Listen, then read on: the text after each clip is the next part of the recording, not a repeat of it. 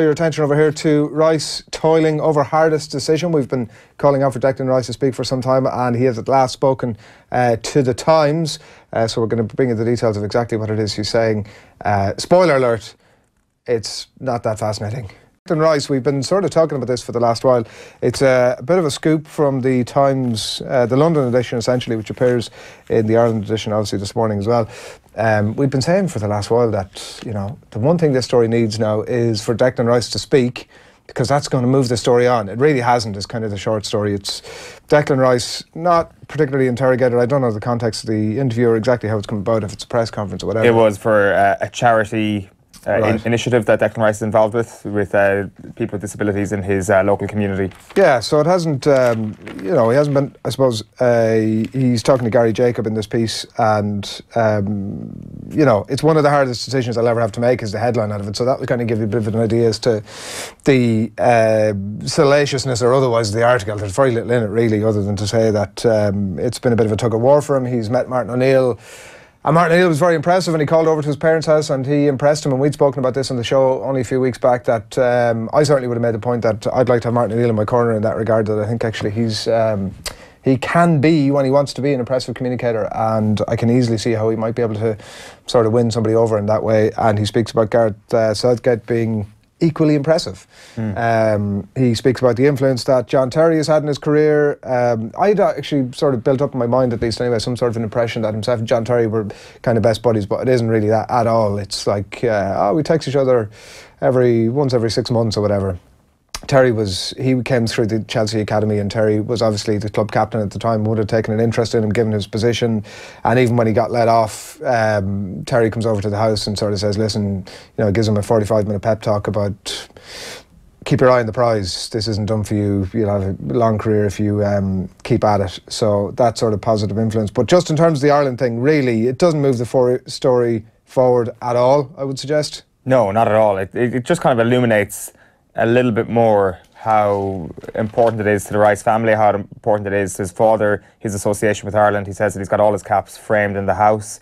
He says that family back home and stuff are eager and are very proud of him wearing the green jersey. But obviously he says that it's a big decision for him to make. As you say, the John Terry stuff is the most interesting thing in the piece. Like, did you really think John Terry was somebody who cared too deeply about some kid who got let go from the academy? I've absolutely...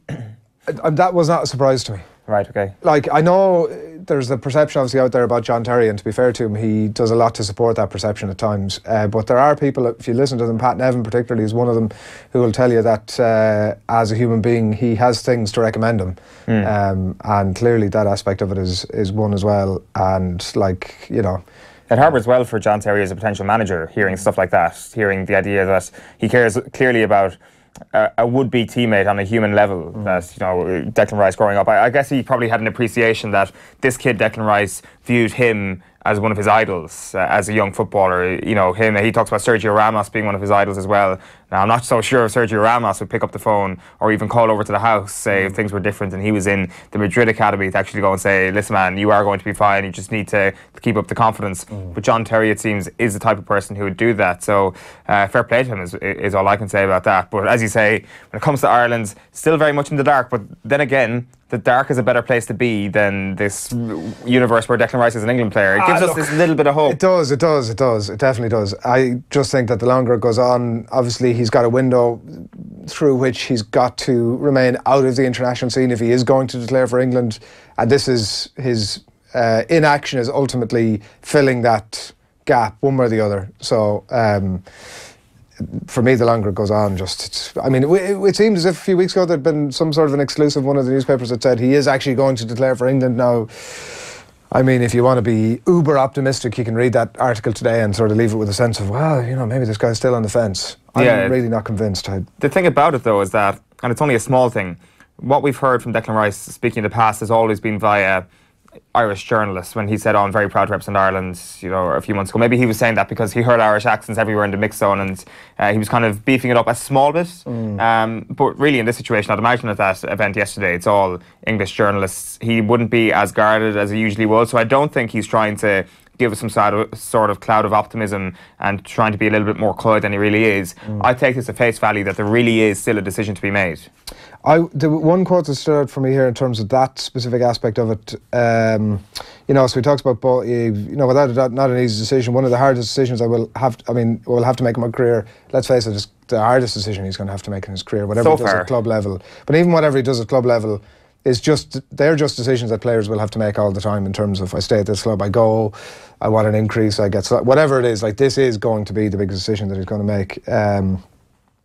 Martin was excellent when he came to my house, and Gareth was excellent with me, and they both understand the position I'm in. I said I just need some time, as if I'm going to be playing for the rest of my career.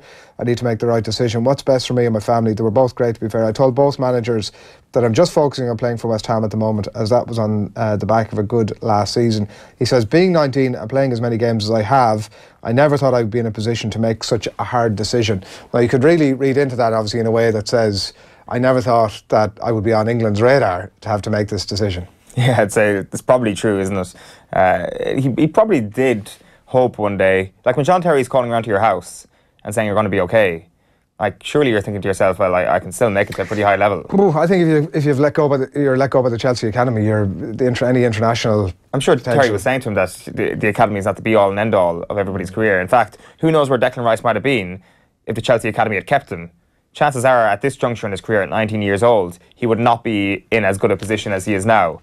Leaving that Chelsea academy and getting an opportunity elsewhere was probably the best thing that ever happened to Declan Rice in the short term. Maybe in the long term he would have broken through into the first team, but that certainly wouldn't have happened until he was 22. Interesting detail in that Times interview. Rice says that his father Sean may have put a little bit of pressure on him inadvertently by hanging those 3 caps on the wall.